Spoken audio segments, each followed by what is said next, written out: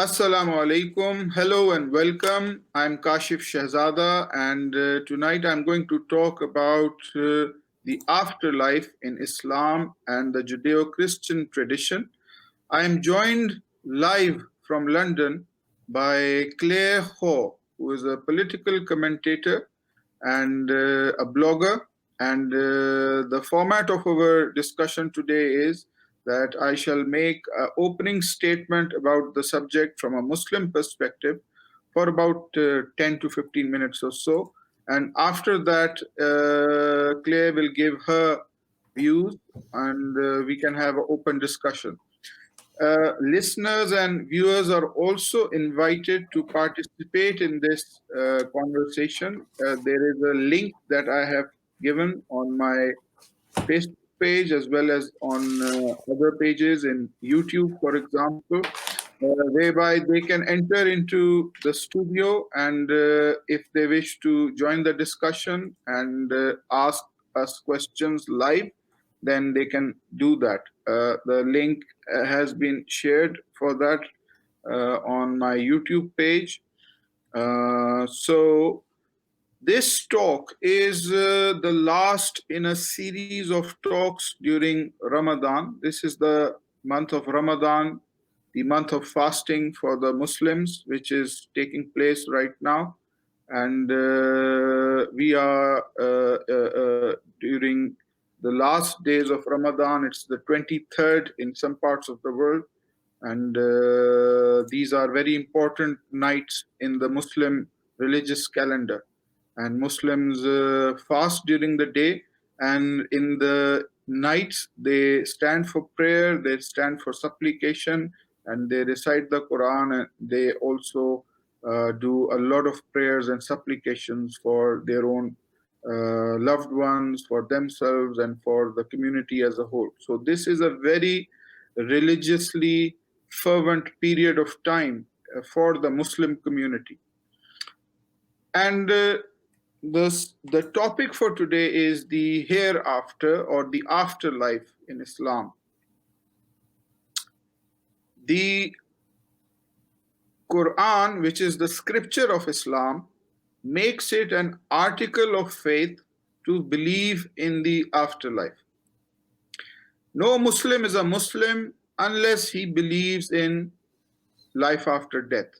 This is a basic belief, a fundamental belief for Muslims.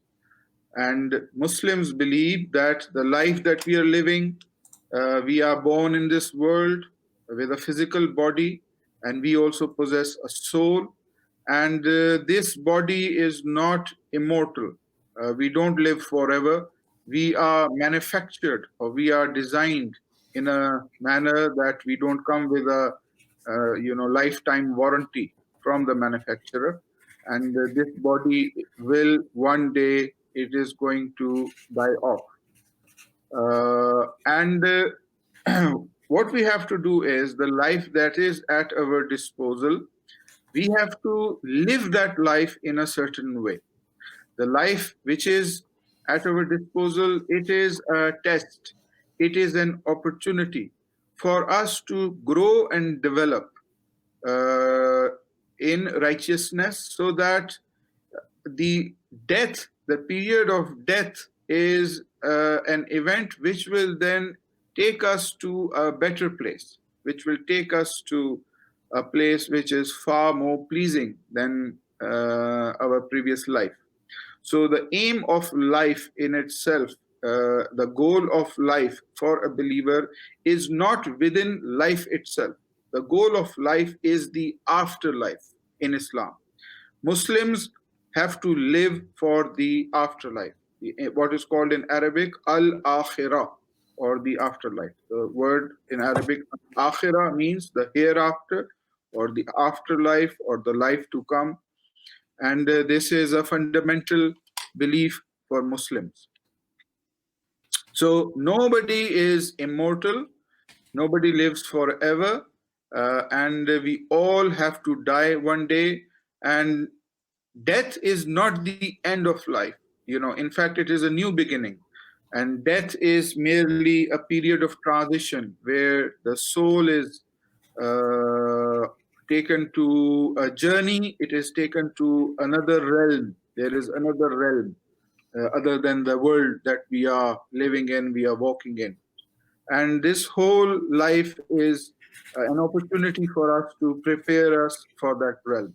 In contrast to the Christian idea of the original sin, whereby every human being who has been walking this earth, who has come into this earth, who is born into this earth as a child, is under a curse from God. The Islamic view is that children are not born inherently sinful. Children are born pure, they haven't committed any sin, and they are not sinners. They don't inherit the sin of Adam and Eve, and they are born pure. They are born with a potential. They have a potential to grow and develop into wonderful human beings, into beautiful human beings. And they can do that if they develop themselves, they develop their physical bodies, which is subservient to the physical laws that are around us. And they also develop in their souls or their inner persons, which are the real drivers of the human body. That inner person, that inner you, which is the real driver, which is the real motivator of this, physical body that we have. That inner person, that soul, also needs food. It also needs development. It also needs nourishment. And to grow and develop and nourish the soul is the mission in life.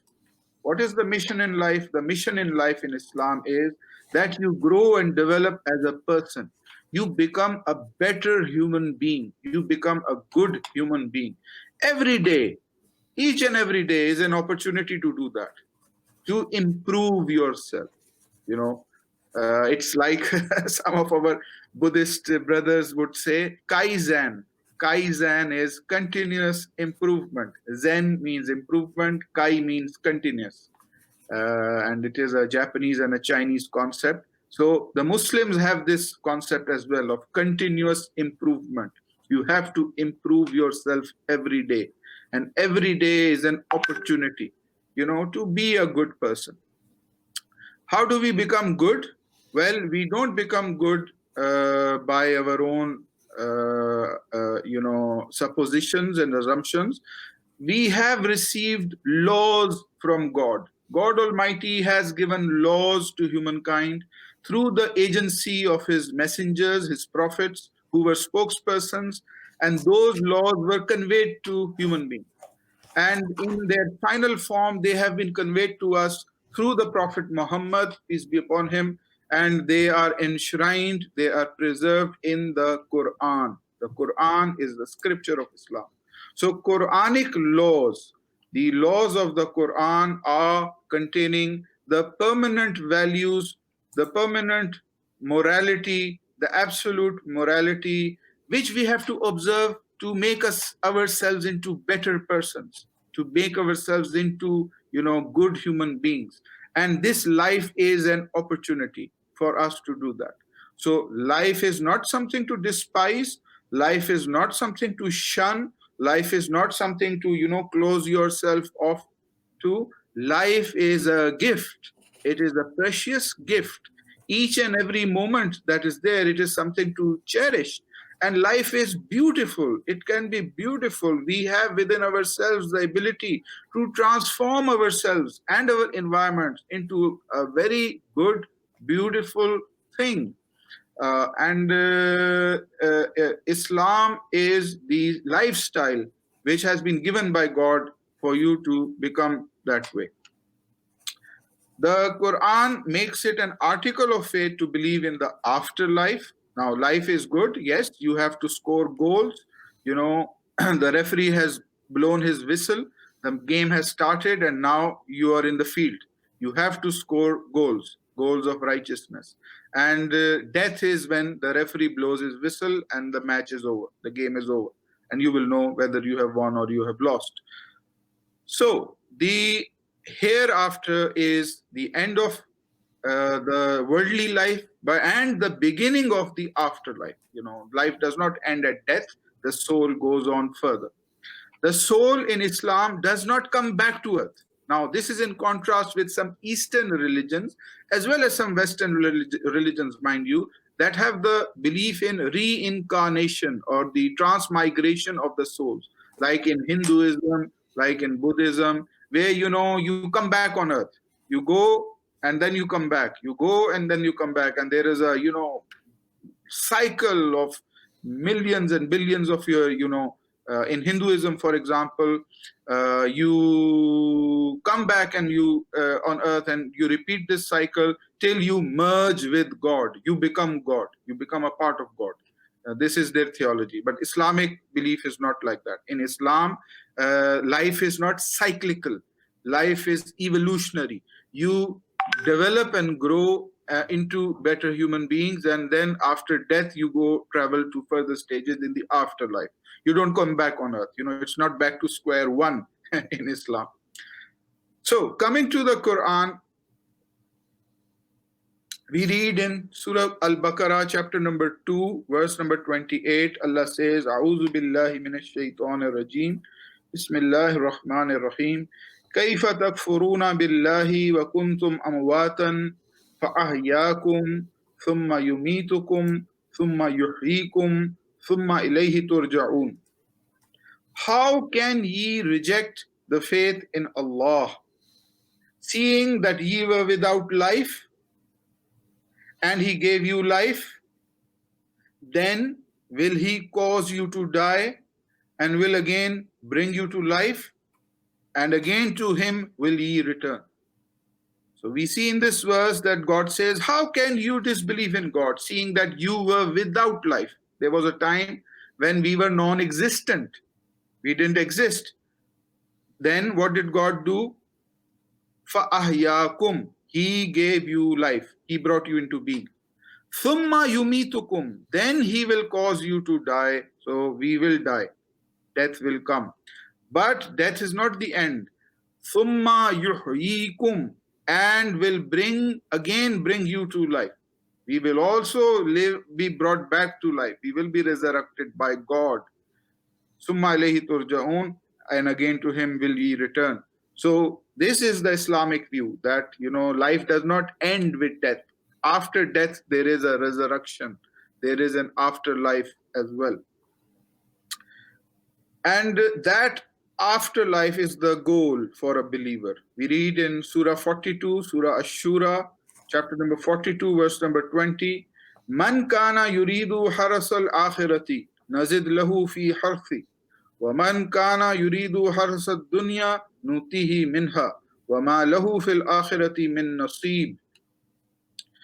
To any that desires the tilth of the hereafter, God says, we give increase in his tilth.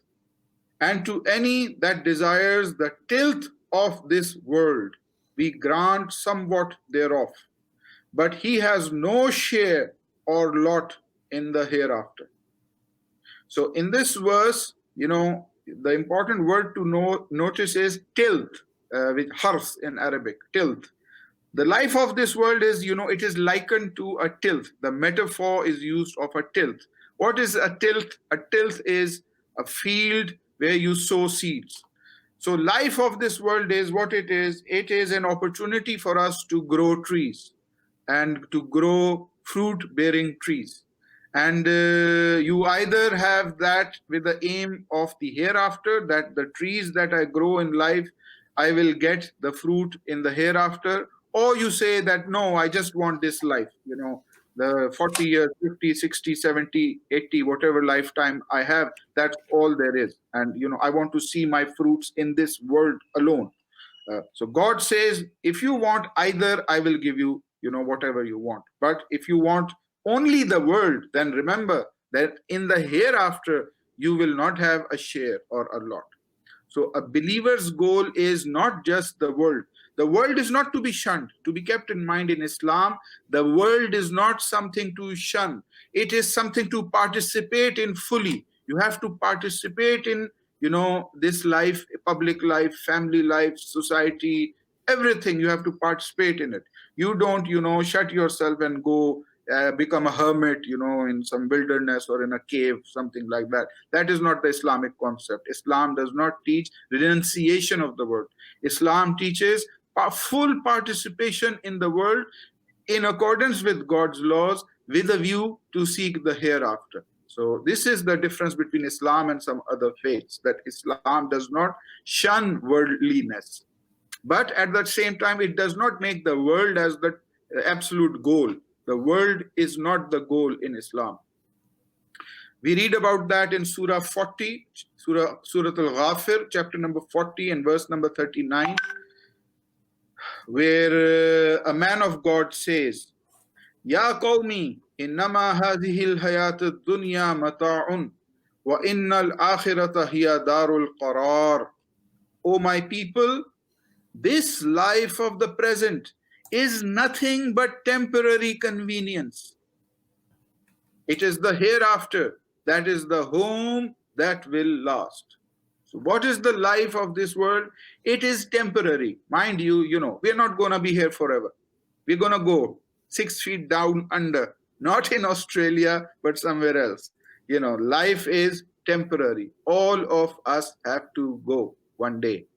And it is the hereafter that is the home that will last. So this is the key teaching of the Quran, that this life that we are living is not all that there is. There is the hereafter, and we have to be conscious of that, and we have to make efforts for that. Surah Al-An'am, chapter number 6, verse number 32. وَمَا الْحَيَاةُ الدُّنْيَا إِلَّا لَعِبًا وَلَهْوٌ وَلَلدَّارُ الْآخِرَةُ خَيْرٌ لِلَّذِينَ يَتَّقُونَ أَفَلَا تَعْقِلُونَ. What is the life of this world but play and amusement? But best is the home in the hereafter. For those who are righteous, will ye not then understand? So the games people play, what is it? Life, it is fun and frolic, it is mine is bigger than yours. That's what life is. People are playing games. Don't take this life like that. Don't play games. Take life seriously. Do useful things in life. Live life in accordance to the morality that God has given. Do your duty. What is the duty that you are supposed to do? This is what the believers are told. And that the hereafter is the best home for you if you are righteous. And every one of us is going to taste death. This point is emphasized in Surah Al-Imran, chapter number 3, verse number 185. Kullu nafsin za'iqatul maut wa innama tuwaffuna ajurakum yawmal qiyamati faman zuhziha anin nari wa udkhila al-jannata faqad faz wa mal hayatud dunya illa mata'ul ghurur. Every soul shall have a taste of death. And on the day of judgment shall you be paid your full recompense. Only he who is saved far from the fire and admitted to the garden will have attained the object of life. For the life of this world is but goods and chattels of deception. This life has the propensity, the tendency to deceive us. We can be deceived into thinking that, this life is all there is. I'm not going to die. I'm not going to die. I'm going to live forever. Some people are under that impression. Death is a taboo for them. Death is, something that just happens in the movies. I see the movies and people die and the funerals and everything. Death isn't something that is going to happen to me. But the Quran says, Kullu nafsin za'iqatul maut. Every soul shall taste death. So there is one funeral that you will never miss. That is your own. That is also going to come. And you will be paid fully for the deeds that you have committed in this life. So if you are saved from the fire and you enter into Al-Jannah, the garden, then you are successful. This is the mission of life, to follow God's laws so that we enter into Al-Jannah, the garden. And we should not get deceived by the temporary nature of the life that there is. So, this is the brief Quranic overview of Al-Akhirah, or the afterlife. And the Quran gives the believers a prayer. It says, وَمِنْهُمْ مَنْ يَقُولُ رَبَّنَا آتِنَا فِي الدُّنْيَا حَسَنَةً وَفِي الْآخِرَةِ حَسَنَةً وَقِنَا عَذَابَ النَّارِ. And amongst the believers are those who say, Rabbana atina fid dunya hasana, O our Lord, give us good in ad-dunya, in this world. Wa fil akhirati hasana, and also good in the hereafter. Give us good in this world and also good in the hereafter. Waqina azab an-nar, and save us from the penalty of the fire. So we are informed by this prayer, this supplication, that as believers, we are not to shun the world. We are by no means to renounce the world. We are to take an active part in the world, in the life that we have, and to live it fully and become better human beings, so that we also have a good hereafter, a good afterlife. This is the gist of the Quranic teachings. This supplication sums it up very succinctly. So this is the Islamic view of the afterlife. Now, insofar as the Judeo-Christian view is concerned, for that I would like to read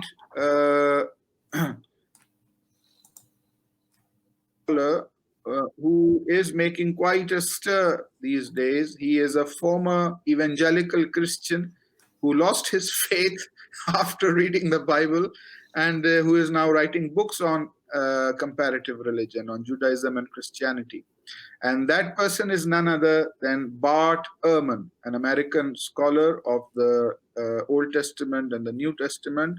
Bart Ehrman, he writes about the Judeo-Christian concept of the afterlife. He says, most people, even those who believe in Jesus' resurrection, never stop to think about what the idea of resurrection would have meant to first century Jews. Jesus' followers, of course, were just that, Jews from Palestine in the first century. Today, people, Christians, are so accustomed to thinking of Jesus' resurrection that there is nothing odd about it. It fits directly into our or their way of thinking about the world. But in fact, the very notion of resurrection is a thoroughly Jewish notion with deep roots in the Jewish apocalyptic, as opposed to, say, to the American capitalistic worldview. Throughout most of their earlier history, Jews did not hold to the idea of a resurrected afterlife. This is important now. Okay, I'm quoting from Ehrman, Bart Ehrman. He's saying that the Jews did not hold to the idea of a resurrected afterlife.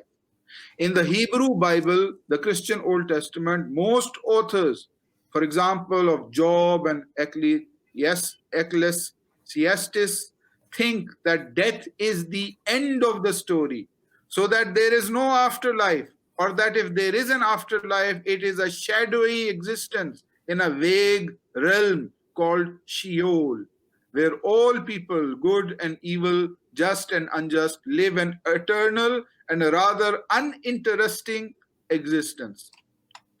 Bart Ehrman, end quote. So, according to this a very interesting observation, the Jews did not hold to the idea of a resurrected afterlife. And the other day, earlier on, I was listening to a rabbi, I believe he was Rabbi Friedman, a famous American rabbi, who also said that we don't believe in the idea of hell. We don't believe in these things. Now, this notion is in contrast to the Islamic concept of afterlife, whereby there is a heaven and there is a hell. Heaven or paradise is the place where the righteous shall go, and they will receive the reward of the good deeds that they did during the worldly life. And hell is a place where the wicked and where those who are sinful, they land up, and they receive the wages of their sins in that region. So we have to bear in mind that there is a contrast. And the Rabbi Friedman, he also said that, in fact, if you read the Bible, you will come across a lot of opinions on the afterlife. There isn't just one. So this is now, interesting food for thought. And as students of comparative religion, I'm sure, this will mandate further inquiry. Now, this was my observation, and I'm sorry. Once again, I have taken a lot of time than the time that I was allotted. Apologies for that. And I'd like to pass on to Claire for her comments and observations. Claire, over to you. Thank you, Kashif. I suppose while you were explaining the Islamic view of the afterlife, I thought to myself of what skeptics would think of your position. So they will say, you don't know, you're just saying that. You can't possibly know because nobody knows if there is an afterlife until they are dead. And if this is the only life we have, then if we follow the rules of Islam or Judaism, we won't be able to do any of the fun things that we would want to do that appear not to be in any way harmful, and we could be missing out on all the fun for no reason at all. So I wonder what you have to say to that. Well, you see, insofar as the atheistic position is concerned, they reject the afterlife, obviously, because I think they want some scientific experiment to prove that. Now, this is something very funny. When we talk about the afterlife, it is a realm which is not within the ken of the senses. You don't prove the afterlife by doing a laboratory experiment. You don't weigh a dead body. You don't weigh a person just before he is dying, and after he has died, you weigh him again. And if there is a difference, you say, "Oh, the soul has left." The soul is not a material entity, and the afterlife is not a realm within the scope of the senses. Islam requires belief in al-ghaib. Al-ghaib is the unseen. While there is a knowable world, there is a world which is within the scope of the senses. The material world, the planets, the sun, the moon, the stars, we can observe them. There is also an unknowable world. There is also a realm which is not knowable within by the senses, and that is called ghaib. So the afterlife, Al Jannah, the paradise, Jahannam, the hell, these are concerned with this is ghaib, it is the unseen. Now, coming to the other thing that, we need to have fun. Our atheist or agnostic, brothers and sisters, they need to identify what exactly do they mean by fun. What is the fun what is the type of a life that we are missing out?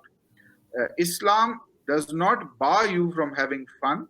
You can have fun as a married person, within marriage. You can have fun and frolic as much as you like as a married person. And that is what benefits society. But if you want to do things outside of marriage, you want to beget, illegitimate children, now that will have repercussions. They are going to have repercussions on you, on your emotional as well as physical well-being, and it will also have repercussions on society. And your national well-being. And your national. When I say society, it means your national well-being. Yes. Now, society is not responsible for the illegitimate children that you are producing and throwing up away. Why is the taxpayer responsible for your child? You as a responsible human being should be married, and you should be providing and caring for the children that you have produced. You see, so such a thinking is negative. We say that such a thinking which is produced and argued for by our atheist brothers and sisters, such a thinking is negative, and it is harmful, not only for themselves, but for the society, wider society as a whole. So Islam gives laws that are beneficial for the individual as well as for the nation. And Islam does not bar you from having fun. You can have a good, Up to interesting. four wives. You can have four wives, of course. Now the I leave that to imagination about the amount of fun that one can have. I think most men are terrified of having to manage four. I think they can, in the societies that we live in the times that we live in, they can't even manage one. They can't even manage a girlfriend. So forget about, four married women. Marriage is responsibility.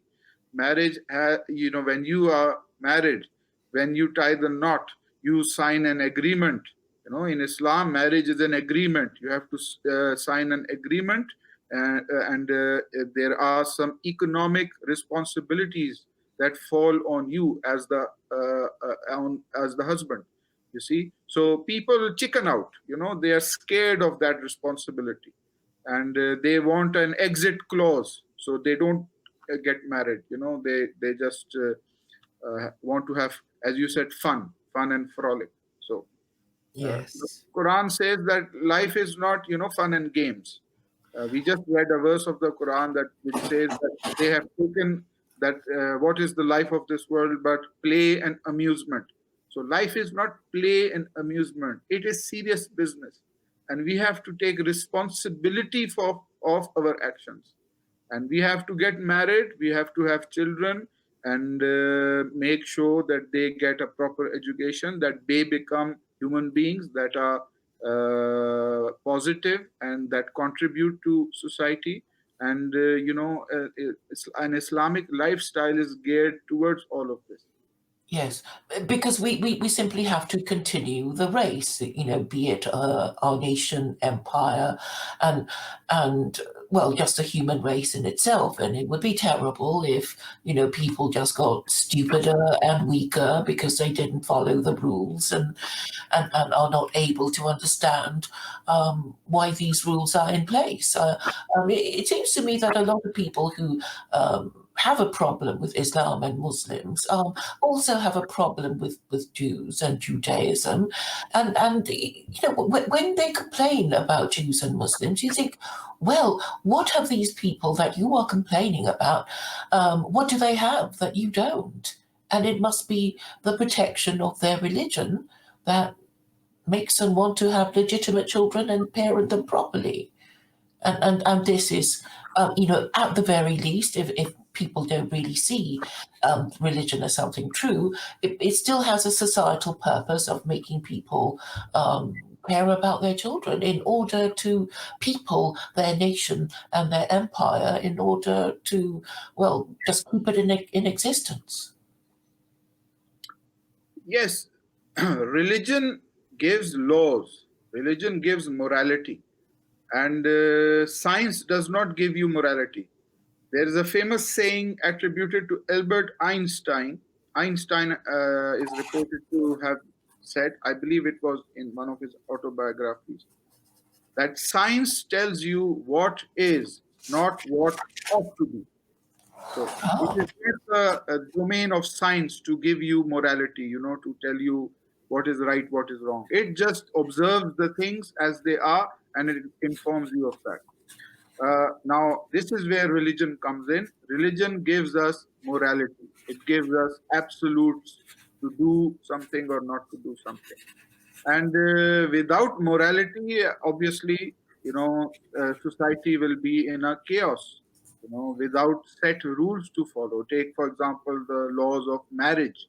Take the laws of divorce. Take the laws of looking after children.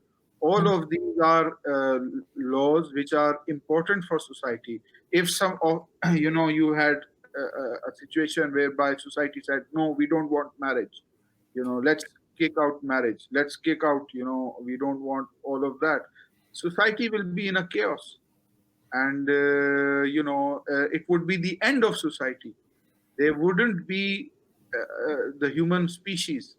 So these laws, the laws of Islam, are there to preserve us as a species. They are there for our well-being and longevity. Yes, and I think also people lose sight of the fact that we are all standing on the achievements of our ancestors. So if we have electricity, if we have, well, any kind of technology that we take for granted and that we didn't invent ourselves and couldn't possibly achieve in our lifetime, we owe all these modern conveniences to previous generations. And I think religion is the means through which this knowledge and these acquisitions can be maintained and built on rather than frittered away as it seems to me be to being done at the moment in the West. They just seem to be running everything down and not even thinking about the long term. I think they only think in terms of the next general election, and beyond that, they cannot plan or even conceive of a future. And it is very sad and alarming to live in such a declining civilization. Yes, you use the term long term, and this is the key. The Muslim belief in afterlife is about the long term. You have to see that the actions that you take in this life, they have long term consequences, and not just in the short term, not just in the immediate. This is the mindset that belief in the hereafter prepares, that your actions are not going to be recompensed, they are not going to be requited only in the short term, but they will have a long term impact on you as well. And the analogy of sowing a seed is often used in the Quran. When we sow a seed, when you are planting a seed, you do not see the fruit there then and there. There is a period of time after which a tree will emerge and a fruit bearing state will be there. But you as a farmer have a firm belief, have a firm conviction in the action of sowing a seed. You say that because I have sown a seed, I am convinced that this will turn into a fruit bearing tree. Now, this is the belief in Al Akhirah, or the hereafter. You are convinced that, I am going to do good deeds, I am going to take the actions based on God's laws, and one day I am going to have the fruit of these actions. And I am convinced, 100% convinced, just like the farmer is convinced when he is planting seeds that one day, he will have a harvest. We also have to be convinced that one day, our this life is not all that there is, and after death, after in the afterlife, we will receive the full recompense of the good deeds that we did. Yes, it is about the postponement of pleasure until the afterlife, where I believe in Islam you have a very consumerist heaven with lots of nice things to eat and drink, and including alcohol that doesn't give you a hangover or get you into trouble, and nice things to wear, and brocade cushions and sofas to recline on, as well as beautiful young men and women to serve you all these lovely things. And so it seems a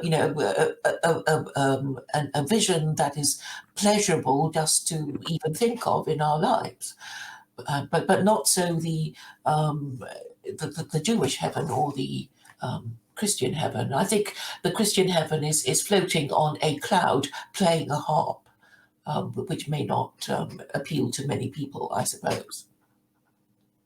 Yes, the imagery of the paradise is very rich in the Quran. It has a rich imagery. There is one verse I was contemplating on the other day, and it is not properly translated in most translations. It's in chapter 55, Surah Ar-Rahman, chapter 55. It says that paradise will be Zawata Afnan. It will be Zawata Afnan. Zawata Afnan means a place of arts. Afnan is the plural of fun. Fun in Arabic means fun, funun, arts. In Muslim societies, When you take admission in a university, you say that I want to study funun al latifa. Funun al latifa means fine arts. So Mhm. again, that word, just to get the point across, fun and fanun means the arts.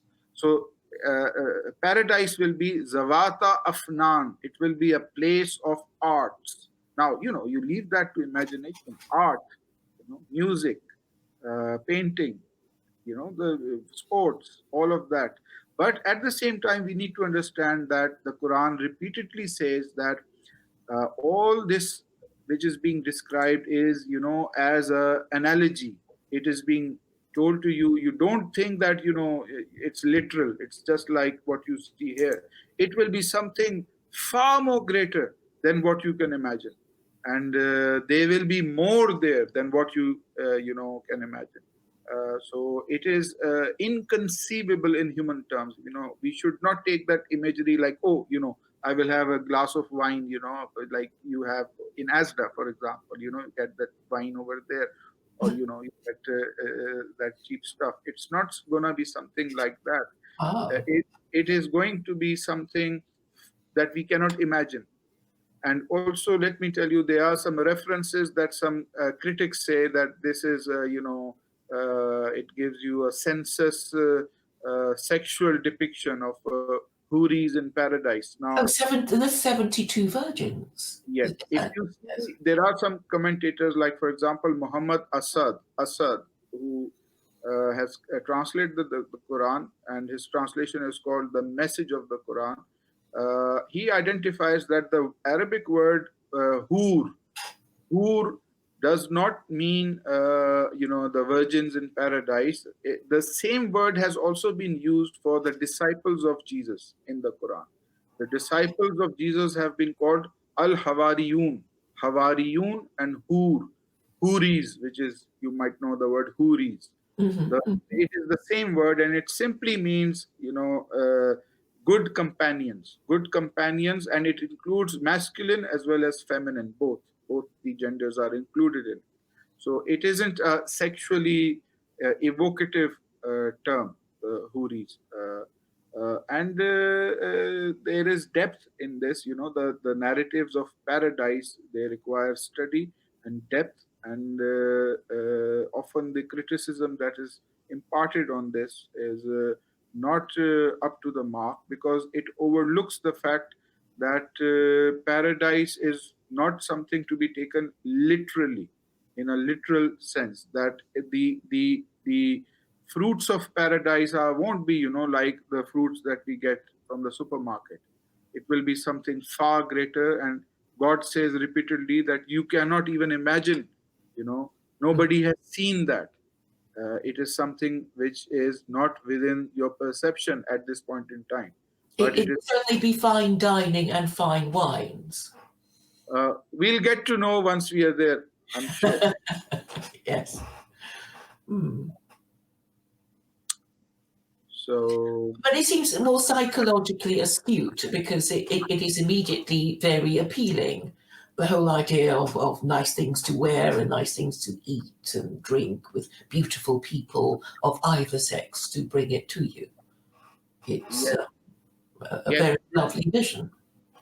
The very word garden, the Mm. Jannah is the place, the landscape is garden. The word Jannah in Arabic, it means the garden. Now, a garden is a beautiful place.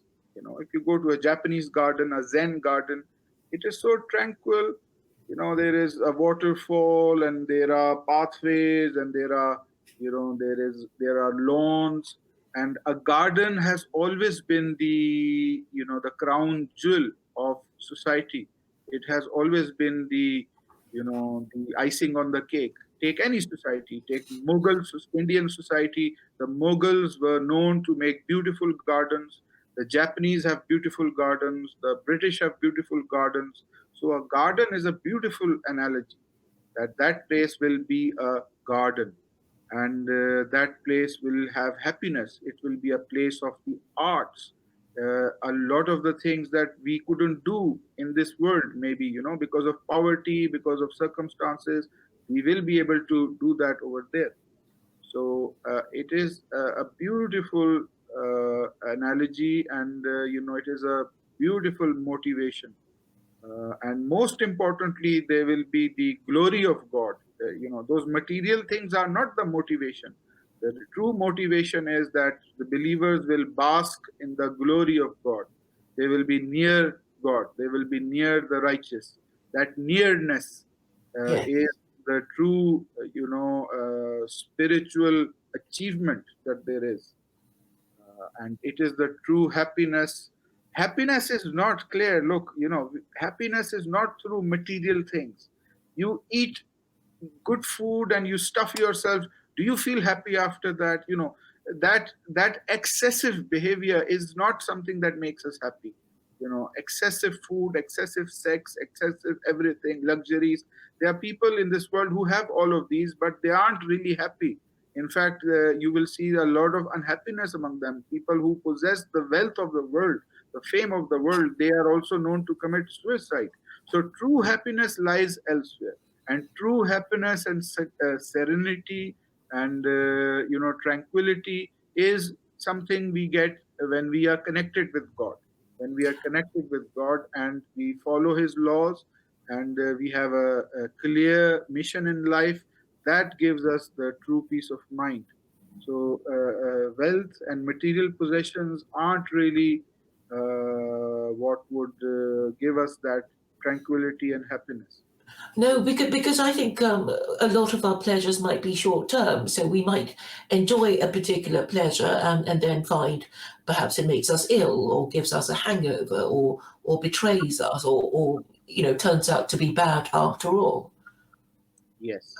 Like going to a party and not studying for our exams and failing it and failing to go to the right university and have a good career and marry whoever so I suppose the best kind of happiness would be the happiness you manage to achieve while obeying the rules, not the kind of temporary happiness that we get when we don't follow any rules and merely go from one short-term pleasure to the next, which might make us ill in the long run.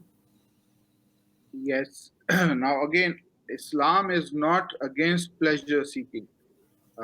Islam does not teach celibacy. Islam does not say, you don't enjoy the arts. Muslims are known to have produced the arts. They have produced marvelous architecture. They have produced marvelous literature. They have produced a lot of things which even the West enjoys. The coffee that you drink was a Muslim discovery, and so is the guitar and the tambourine and a lot of things. So when Muslims, their notion of enjoyment is that you enjoy life as long as it is within the boundary of law. Mm. You observe the law and you don't transgress the law. Within the boundary of the law, you enjoy. You want to have sex. Sex is not something evil. You can have sex within the boundary of marriage. And you want good food, you can have good food, tasty food, lovely food, but it has to be halal. It has to be lawful. You can have lawful food. You want to do, arts, you can do that, but there shouldn't be any element of vulgarity in it. It shouldn't be Mhm. glorifying evil things. You can all have that, and so the Quran gives us ethical arts. It gives us arts which are ethical, responsible, and which are beneficial for society. That notion that Islam prohibits the arts is not correct. And the history of the Muslims is replete with that. I would encourage somebody to go and visit the Middle East. Go to Dubai, go to other parts of the world and see the Muslim architecture, see the Muslim history, and Yes. find out. Yes, Granada, the Alhambra Palace in Granada is really exquisite. Yes. It is well, most impressive. Yeah. But I suppose that the problem that that Westerners have about Islam and Muslims is it's all somehow tied up with their um, perception of immigration, which they feel has not been good for them, and because of the neocon wars and the terrorism, Muslims have kind of become a group that it is safe to hate, because there seems to be reasons for them to do so, superficially anyway. And also, I think that there's a kind of chauvinism of this perception of Islam as immigrant culture, which is maybe and well, they're more accustomed to Jews, I suppose, and Jews who have assimilated in the West, and I think it's all this sort of, and they've stopped believing in Christianity. That's a thing. So I think in their heads there is this sort of terrible emptiness and confusion and anger and fear, which they don't quite know how to resolve, because there are no rules anymore except short-term pleasure. Yes, this seems to be a recent phenomena, and more so charged by political ambitions. You see, now Western countries don't have a large population of the natives. The native people don't have big families, they aren't having large populations, so they need immigrants to run the country. And Mhm. when those immigrants come, obviously they take up jobs, they take up positions, and the locals are left out. Then the politicians come on the scene, and then they blame the immigrants for the problems that there are. But really, that is just like acting like an ostrich. An ostrich, when it sees danger, it buries its head in the sand. So Western politicians are doing that. They are not looking at the wider problem of not preserving the family, and not preserving the institution of marriage, and not having any, such laws for themselves that would develop their society. Yes, and Uh, I think they seem to care more about these religious groups more than their own working class, and it seems that their working classes no longer work. They only claim welfare, and that's why their government doesn't care about them, because they're not economically productive, and immigrant labour is more willing and cheaper and more. I think it's because their own politicians won't even tell them what has happened to them. They just want to, ignore the situation and not tell them, so they don't antagonize them, um, because they want them to vote for them in the next election, and so they don't even tell them what they need to know, or what has happened to them. Yes, it does seem to be a bad situation. Yes, I have a couple of viewers. If you wish to join, you wish to ask some questions, please do so. And you can join this link that I have given on the screen. You can just come in the studio and ask questions. Also, we have a commentator who says, right, spiritual Mamza. He says that pink unicorns are also unseen. You see, you have to understand that this analogy doesn't work for God. If you are looking at, comparing that, you have to compare like with like. When we use the word God, then we have to be very clear on what we mean. When we use the word pink unicorn, then we have to be clear with what we mean. Okay. Now, you further comment that if a religion isn't true, they are just man made laws, not just that they are backward by definition. That's interesting. Claire, what would you say to that? Well, I suppose what we've been saying is that, if they were man-made, if anything is created, it was created for a purpose.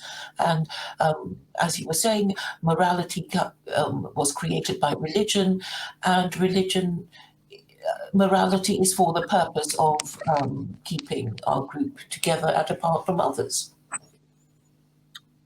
to Right. continue the race, basically. Okay, we have a commentator, Konops. Konops, can you hear me? I can hear you loud and clear, Kashif. Can you hear me? Yes, I can. Would you please introduce yourself for the benefit of the viewers? Well, I'm Konops. I am somebody associated with Claire. One might call me a sort of frenemy, because me and Claire have a lot of discussions. We don't always disagree, but I'm a sort of reformed liberal. I still hold very dear to many liberal principles, sometimes a bit skeptical of them, but I'm an atheist. And yeah, I pretty much disagree with pretty much the outlook you've been setting here. Yeah. So I think it's interesting, and I had a couple of questions for you, if I may. Yes, certainly. Please go ahead. Yes, I was wondering about Islam's attitudes towards infanticide. Okay. Yes. So let me give you an example. So what if you have a severely handicapped child and it's already out of the womb? So it's about 4 or 5 months old, and yeah, it's severely handicapped. Can you put it out of its misery, or is that illegal in Islam? Okay. I can give you an answer directly from the Quran. If you like an answer, I can quote you some Quranic verses. Sure.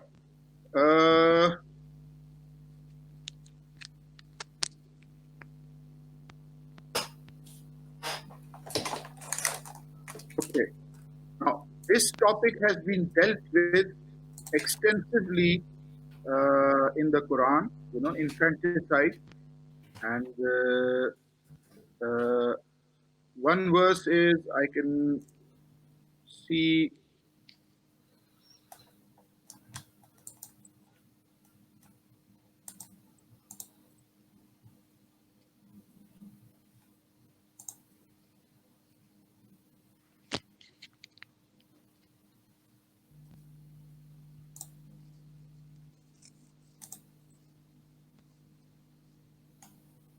is chapter number 6, verse number 151. Chapter 6, verse 151 reads, قُلْ تَعَالُوا أَتْلُوا مَا حَرَّمَ رَبُّكُمْ عَلَيْكُمْ. Sorry, I'm reading it in Arabic.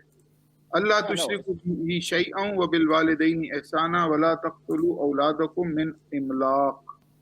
Say, come, I will rehearse what Allah has really prohibited you from. Join not anything as equal with him. Be good to your parents. And it says, now this is the important injunction. Kill not your children on a plea of want. وَلَا تَقْتُلُوا أَوْلَادَكُمْ مِنْ إِمْلَاقٍ. Do not kill your children on a plea of want. نَحْنُ نَرْزُقُكُمْ وَإِيَّاهُمْ. We provide sustenance for you and for them. So the Quran...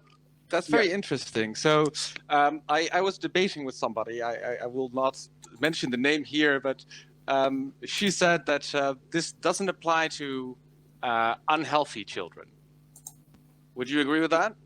No, I wouldn't agree with that. There are many other verses as well that prohibit the killing of children.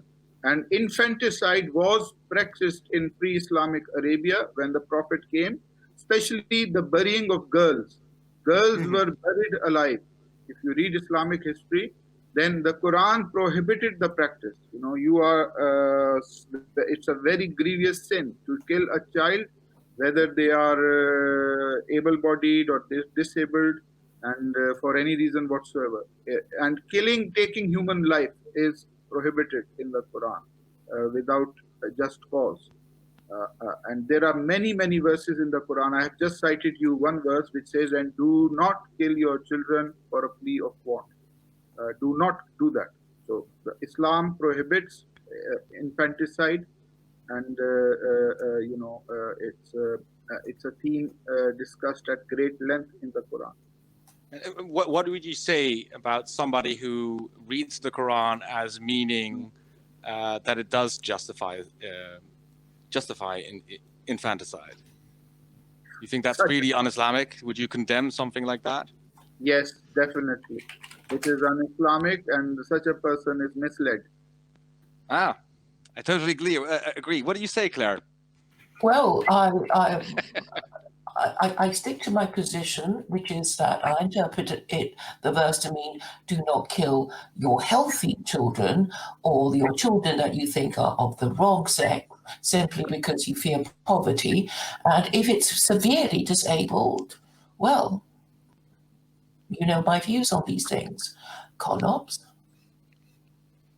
Yeah, but here you hear it out of the mouth of a Muslim scholar who has a very expansive knowledge of Arabic. Quranism has its own interpretation, and I'm not going to force parents to bring up their severely disabled children and charge them with infanticide if they don't want to bring up what is clearly a severely disabled and unviable child, just so that you can indulge your sadistic gloating to make them bring up such a thing. I know I wouldn't want to, and I know it wouldn't matter to you whether I brought it up or not. And if you want, if you were so sadistic as to force me to do it and threaten me with infanticide, that's what you might want to do as a bachelor. But I think people who are parents would have a different view about these things. But Kashif, are you a parent? Yes, I am. But you would clearly disagree with what Claire Yes, said. definitely 100%. And actually, the Quran has rights for disabled people. There are many verses for that refer to disabled people having disabilities, and they are not required to do some things, some acts of worship. God says there is no blame on them because they are disabled. So if the disabled were to be killed, they were to be left at the discretion of the parents whether to raise them or not. Then how come we have their rights in the Quran? So which verses are they? Okay, yes, certainly. I'll share them with you. That is an interesting argument, I would say. Okay. Chapter number 48, Surah Al-Fatah, chapter number 48, verse 17. 48:17 reads, Laysa alal a'ma harajun, wala alal a'raji harajun, wala alal marizi haraj. وَمَنْ يُطِيعِ اللَّهَ وَرَسُولَهُ يُدْخِلْهُ جَنَّاتٍ تَجْرِي مِنْ تَحْتِهَا الْأَنْهَارُ وَمَنْ يَتَوَلَّى يُعَذِّبُهُ عَذَابًا أَلِيمًا. No blame is there on the blind, nor is there blame on the lame, nor on one ill, if he joins not the expedition. But to go to Medina, that was a migration, wasn't it? Yes, but here it is talking about some disabled people. No blame is there on the blind, no blame on the lame, nor on one ill, if he joins not the expedition. But he that obeys God and his messenger, God will admit him to the gardens beneath which rivers flow. And he who turns back will punish him with a grievous penalty. In this verse, we clearly see that disabled people are mentioned, and they are absolved from certain duties. Therefore, it follows that a disabled person is not somebody who is left at the discretion of the parents and is not allowed to grow up. So disabled people have, and this is just one verse. There are many more verses as well on people who are disabled, and they are, I actually have dealt with disabled people, all right, in my family and also extend. Disabled people may be disabled to you, but what it is, when God does not give them one ability, he gives another set of skills more to that person. You see, some of his abilities are less, but the others one are enhanced as a result. So disabled people bring a lot of talent. Don't think that disabled people are useless and worthless. This sort of a mentality is, it's very backward. I personally employ people who are disabled, okay? and they should be accommodated in life. They should be employed as workers, and the necessary conditions should be made so that they are able to work. Okay, and this thinking that disabled is useless and he has no, this is all wrong.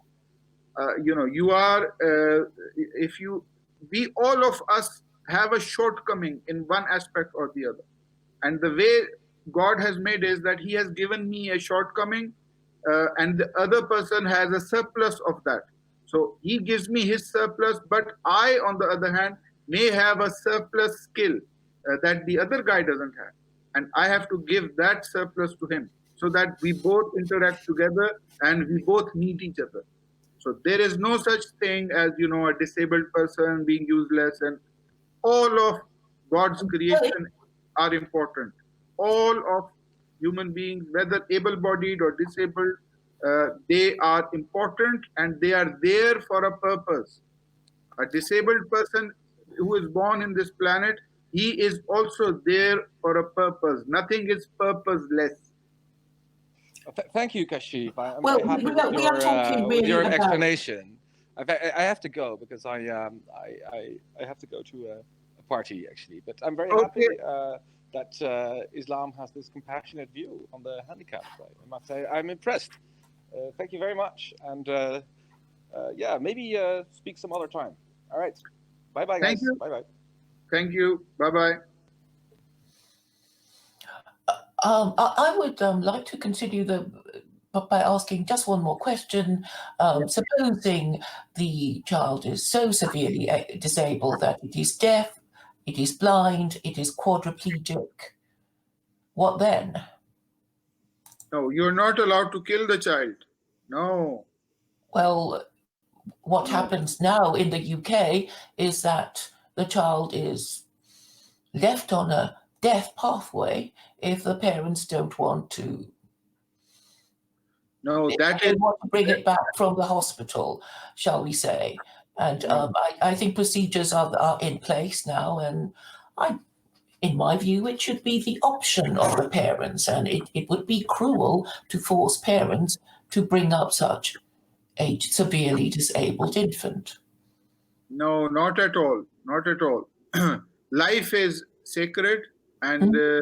if there is a child who has such features, then the test is on the parents. You see, we have, this is what love is all about. If you love somebody, you sacrifice your pleasures for that being. Indeed, but You see, that if you that don't love that child, if you don't want to have it mess up the chance of you having another child because you have your hands full looking after the severely disabled child, and your income is limited, then I think it would be unfair to force a couple to do such a thing.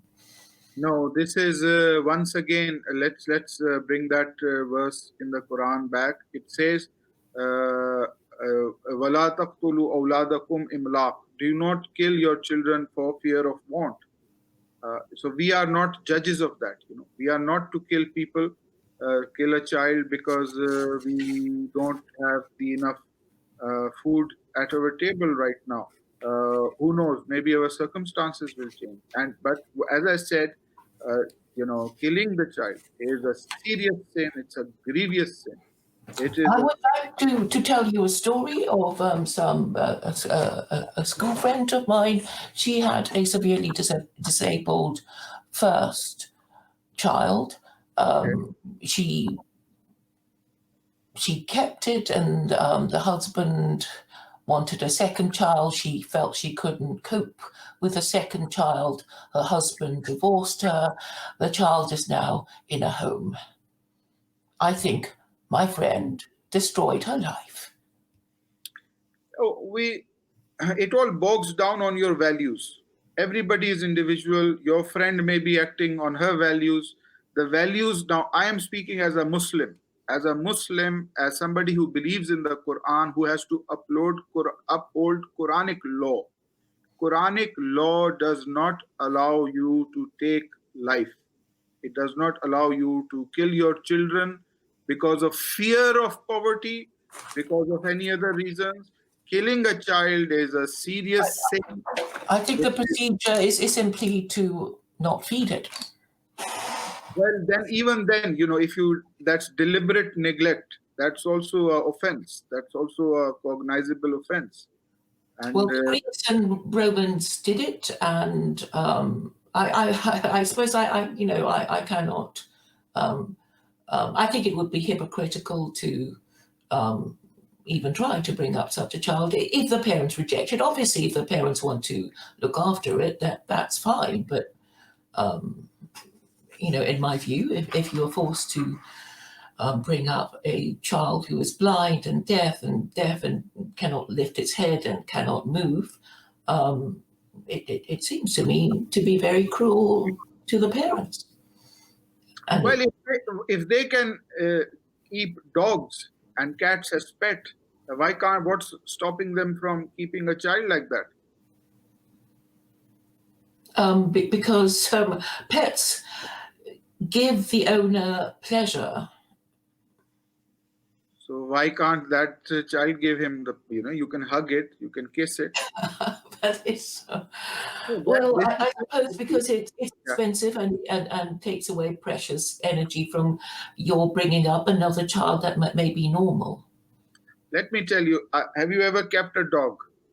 I'm not a pet person really. Okay, I've kept dogs. Okay, dogs take up far more energy if you keep them properly. A big dog, a German Oh yeah, Shepherd you have to comb them or a and take them for Labrador, walks and right? things. They And they never grow up and never leave home, they which is what a scratch pet you. owner of mine said. Okay, they scratch you, they bite you, they hurt you, but still people love them and they keep them. So are human beings of a lesser worth than an animal, that you don't want a human being and you're willing to keep a dog in its place? So I think this is selfish, and Islam has come to remove this selfishness. We have to care for the people around us, especially our kith and kin. We have to care for them. We have to do that not out of just love, but out of duty. God has placed those duties upon us. Our parents, our mom, our dad, our It's sisters, different brothers. if it's our parents who've looked after us, in our infancy, but for someone that has no prospect of living a independent life, well, that would be different. It is a test. You will be questioned of that about that in the hereafter. That okay, this was the test. There was this child that you were given. Why didn't you look after it? Why did you neglect it? Why did you let it die? This is the test Order that to have others that are healthy and normal and a credit to me. still it is something that you are not supposed to do. Well, I don't see that the Quranic verses say, I mean, the one about the hijrah. Well, obviously, if you're lame and blind, you shouldn't go on a long journey from Mecca to Medina. That's understood, and obviously not, because there would be fighting on the way. But I wonder about the other verses that say that you have to keep a severely disabled infant who will have no prospect of leading an independent life. So this notion that they have no prospect of leading an independent life is flawed, because we don't know what will happen in the future. Maybe there is some medical discovery that would enable that child to live a better enhanced life, and we are no judges of that. So you don't know. By that logic, there's so many children. Some are born with a condition, like some have there's so many health conditions that Well, yes. I suppose life is so hard, even for healthy, normal children, that to add on this somebody who has no prospect of leading an independent life would be even harder. But no, but hang on. We are not judges of that. Okay. that life will be hard on the other person, therefore he does not deserve a chance at life. Quran says, La yukallifullahu nafsan illa wus'aha. God does not place a burden on anybody greater than its capacity. That Well, then I will not be able to do such a thing myself. I so you readily see, that disabled child is not necessarily in extreme pain or something. He will adjust in his condition. He will live life as per his condition. The able-bodied will live their life as per their condition. So it isn't that they are misfits in any way whatsoever. And to say to people that you are a misfit is well, to find I wouldn't faults in say God's creation. You see, God's creation is perfect. All of his creation, whether born lame or blind or in whatever way, whether they are poisonous snakes, whatever there is that dwells the earth, all creation is fine, it is perfect, and it has a purpose. It has a purpose. And we Well, in to no remind us way of how are, lucky we are. sorry? Perhaps the purpose is to remind those of us who are able-bodied how fortunate we are. Not necessarily. You can be more misfortunate if you don't do your duty. You see, that disabled bodied person who is conscious of God, who does his duty to God, who gives a value to those around him, Well, I mean, I is don't mean, far more. somebody who's just, lame or blind, and I'm certainly not saying these people are, you know, without purpose, but, somebody who is clearly, blind and deaf to begin with, and cannot move either his arms or legs to begin with, at birth. But that was really what I was, this is the extreme example I'm, trying to give to you, and I think Yes, there are such infants being born. yes, even that. I'm saying that they are not without purpose, and it is not up to us to decide whether they are to live or to die. God has given rules for that, and we have to follow God's laws in that situation. If you have a disabled child, severely disabled, then it is not for you to decide whether he should be given a chance to live or to die. Similarly, there are people who are terminally ill, who want medically assisted suicide. Okay. Now, Islam does not allow that. The Quran does not allow that. It does not allow suicide, and it does not allow mercy killing. These are concepts that are Western. These are concepts that are, capitalistic. Uh, It does say do the not kill Islam, yourselves. yes, Islam does not allow suicide. It does not allow mercy killing, and the Quran is replete with many laws. I can spend an hour or two just in taking you verse by verse for that. So, وَلَا تَقْتُلُوا أَوْلَادَكُمْ خَشْيَةَ إِمْلَاقٍ. Do not kill your children for fear of poverty. Who are you to think that he will become poor or whatever? Don't have that fear within you. You are not supposed to kill them. Inna qatlahum kana khitan kabira. Their killing is a grievous sin. That is I think very that clear the in the. procedure, to be fair, is that they are, kept clean and comfortable, but not fed. It's called, I'm afraid it's called the death pathway, and it was called the Liverpool death pathway, and you can hear that it has in fact been done in the UK, and I think unofficially it is still being done in the UK. Islam does not allow that.